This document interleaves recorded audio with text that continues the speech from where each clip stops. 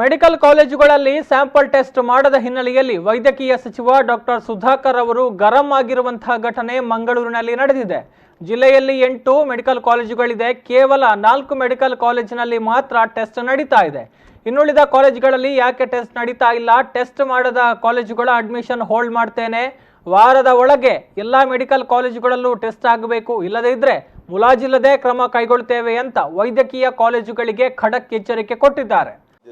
ಖಾಸಗಿ ಆಸ್ಪತ್ರೆಗಳು, ಖಾಸಗಿ ನರ್ಸಿಂಗ್ ಹೋಮ್ನವರು ಎಲ್ಲೋ ಒಂದು ಕಡೆ ಅವರು ಕೂಡ ಆತಂಕಕ್ಕೆ ಒಳಗಾಗಿ ಇವತ್ತು ಅವರ ಸಹಜ ಒಂದು ವೃತ್ತಿ ಏನಿತ್ತು ಆ ವೃತ್ತಿಯನ್ನೇ ಮಾಡೋದನ್ನು ಬಿಟ್ಟಿದ್ದಾರೆ. ಇದು ಆಗಬಾರ್ದು. ನಮ್ಮ ಜಿಲ್ಲಾಧಿಕಾರಿಗಳು ವಿಶೇಷವಾಗಿ ನಮ್ಮ ಜಿಲ್ಲಾ ಉಸ್ತುವಾರಿ ಸಚಿವರು IMA ಅವರನ್ನು ಕರೆಸಿ ಪ್ರತಿಯೊಂದು ಖಾಸಗಿ ಸಂಸ್ಥೆಯವರು ಮತ್ತೆ ಕೆಲಸಕ್ಕೆ ಪ್ರಾರಂಭ ಮಾಡಬೇಕು, ಚಿಕಿತ್ಸೆಯನ್ನು ಕೊಡಲಿಕ್ಕೆ ಪ್ರಾರಂಭ ಮಾಡಬೇಕು. ಮತ್ತು ನಮ್ಮ ಸಚಿವರು ಹೇಳಿದಂಗೆ ಈಗಾಗಲೇ 8 ಲ್ಯಾಬ್ಸ್ಗೆ ನಾವು 8 ಮೆಡಿಕಲ್ ಕಾಲೇಜಲ್ಲಿ ಪ್ರತಿಯೊಬ್ಬರು ಕೂಡ ನೀವು ಲ್ಯಾಬನ್ನು ಇನ್ಸ್ಟಾಲ್ ಮಾಡಬೇಕು ಅಂತ ನಾನು ಈಗಾಗಲೇ ಹೇಳಿದ್ದೇನೆ. 4 ಜನ ಮಾಡಿಲ್ಲ, ಅವ್ರಿಗೆ ಹೇಳಿದ್ದೇವೆ ಮಾಡಲೇಬೇಕು ಅಂತ. ಮತ್ತು ನಮ್ಮ ಜಿಲ್ಲಾಸ್ಪತ್ರೆಗೆ ಕೂಡ ಇನ್ನೊಂದು RT-PCR ಮಾಡಿಕೊಡ್ಲಿಕ್ಕೆ ಅನುಮತಿಯನ್ನು ಕೊಡ್ತೇವೆ, ಮಾಡಿಕೊಡ್ತೀವಿ. ದಕ್ಷಿಣ ಕನ್ನಡ ಜಿಲ್ಲಾಧಿಕಾರಿ ಕಚೇರಿಯಲ್ಲಿ ವೈದ್ಯಕೀಯ ಸಚಿವ ಡಾಕ್ಟರ್ ಸುಧಾಕರ್ ಅವರ ನೇತೃತ್ವದಲ್ಲಿ ಅಧಿಕಾರಿಗಳ ಜೊತೆ ಸಭೆ ನಡೆಯಿತು. ಸಭೆಯಲ್ಲಿ ಮಾತನಾಡಿದ ಅವರು, ಕೊರೋನಾ ಬಗ್ಗೆ ಜನರು ಭಯಭೀತರಾಗಿದ್ದಾರೆ. ಕೊರೋನಾವನ್ನ ಸಾಮಾಜಿಕ ಪಿಡುಗು ಅಂತ ಬಣ್ಣಿಸಲಾಗ್ತಾ ಇದೆ. ಸೋಂಕಿತರನ್ನ ಕಳಂಕಿತರನ್ನಾಗಿ ನೋಡಲಾಗ್ತಾ ಇದೆ. ಇದನ್ನ ಹೋಗಲಾಡಿಸುವಂಥದ್ದು ಬಹಳ ದೊಡ್ಡ ಸವಾಲು. 100ರಲ್ಲಿ 90 ಮಂದಿಗೆ ಜ್ವರದ ಲಕ್ಷಣವೂ ಕಂಡು ಬಂದಿಲ್ಲ. ಬೇರೆ ಕಾಯಿಲೆ ಇದ್ದವರಿಗೆ ಮಾತ್ರ ಕೊರೋನಾ ಕಾಡ್ತಾ ಇದೆ. 98% ಮಹಾರಾಷ್ಟ್ರದಿಂದ ಬಂದವರಿಗೆ ಕೊರೋನಾ ಬಂದಿದೆ. ಕರ್ನಾಟಕದಲ್ಲಿ ಕೊರೋನಾಗೆ ಆತಂಕ ಪಡುವ ಅವಶ್ಯಕತೆ ಇಲ್ಲ. ಮಹಾರಾಷ್ಟ್ರದಿಂದ ಬಂದವರನ್ನ ಅವರವರ ಮನೆಯಲ್ಲೇ ಕ್ವಾರಂಟೈನ್ ಮಾಡಲಾಗುತ್ತೆ. ತಂತ್ರಜ್ಞಾನವನ್ನು ಬಳಸಿಕೊಂಡು ಶಿಸ್ತುಬದ್ಧವಾಗಿ ಕ್ವಾರಂಟೈನ್ ಮಾಡ್ತೇವೆ. ಲಸಿಕೆ ಕಂಡು ಹಿಡಿದರೂ ಕೊರೋನಾ ನಮ್ಮ ನಡುವೆ ಇರುತ್ತೆ ಎನ್ನುವಂತಹ ಮಾತುಗಳನ್ನು ಹೇಳಿದರು. 3,31,387 ಜನರಿಗೆ ಇದುವರೆಗೂ ಟೆಸ್ಟ್ ಮಾಡಿದ್ದೀವಿ ಕರ್ನಾಟಕ ರಾಜ್ಯದಲ್ಲಿ. ಇದರಲ್ಲಿ ಒಟ್ಟಾರೆಯಾಗಿ ಪಾಸಿಟಿವ್ ಬಂದಿರೋದು ಎಷ್ಟು ಅಂದರೆ ಕೇವಲ 3,796, ಅಂದರೆ 1%ಗಿನ್ನ ಕಡಿಮೆ ಇದೆ, ಲೆಸ್ ದ್ಯಾನ್ 1%. ಈ 3,796 ಜನರಲ್ಲಿ 90%, 90% ಜನರಿಗೆ ಯಾವುದೇ ರೋಗದ ಲಕ್ಷಣ ಕೂಡ ಇಲ್ಲ. ಇಷ್ಟು ನಂಬರ್ಸು ಕರ್ನಾಟಕ ರಾಜ್ಯದಲ್ಲಿದ್ದವ್ರದ್ದೇ ಬಂದಿದೆಯಾ? ಇಲ್ಲ. ಇವರೆಲ್ಲ ಕೂಡ ಮಹಾರಾಷ್ಟ್ರದಿಂದ ಬಂದಿರ್ತಾರೆ.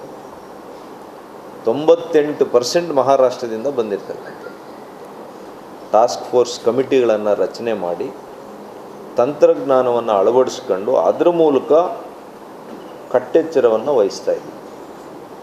ಇನ್ನು ಜನರ ಜೀವ ಉಳಿಸುವಂತಹ ಕೆಲಸವನ್ನ 3 ತಿಂಗಳಿನಲ್ಲಿ ಮಾಡಿದ್ದೇವೆ.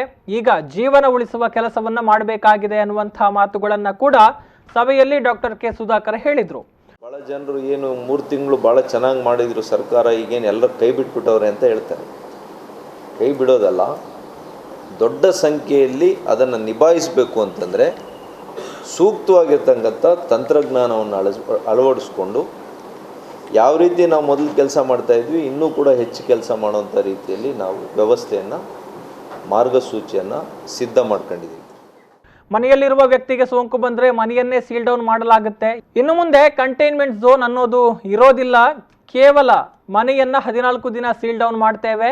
ಮಹಾರಾಷ್ಟ್ರದಿಂದ ಬಂದ ಎಲ್ಲರನ್ನು ಕೂಡ ಈ ಹಿಂದೆ ಟೆಸ್ಟ್ ಮಾಡಿದ್ದೆವು. ಆದರೆ ಇನ್ನು ಮುಂದೆ ಸೋಂಕು ಲಕ್ಷಣ ಇದ್ದವರಿಗೆ ಮಾತ್ರ ಕೊರೋನಾ ಟೆಸ್ಟ್ ಮಾಡಲಾಗುತ್ತೆ. ಅವಶ್ಯಕತೆ ಇದ್ದವರಿಗೆ ಮಾತ್ರ ಕೊರೋನಾ ಟೆಸ್ಟ್ ಮಾಡ್ತೇವೆ. ಮಹಾರಾಷ್ಟ್ರದಿಂದ ಬಂದವರು ಅವರವರ ಮನೆಯಲ್ಲಿ ಕ್ವಾರಂಟೈನ್ ಆಗಬೇಕು ಅನ್ನುವಂತಹ ಮಾತುಗಳನ್ನು ಸಚಿವರು ಹೇಳಿದರು.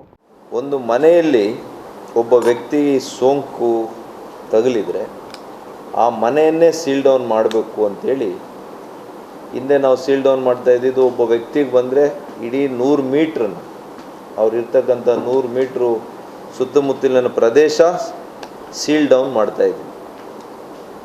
ಹಾಗಾಗಿ ಕಂಟೈನ್ಮೆಂಟ್ ಝೋನ್ ಅಂತ ಮಾಡ್ತಾಯಿದ್ವಿ.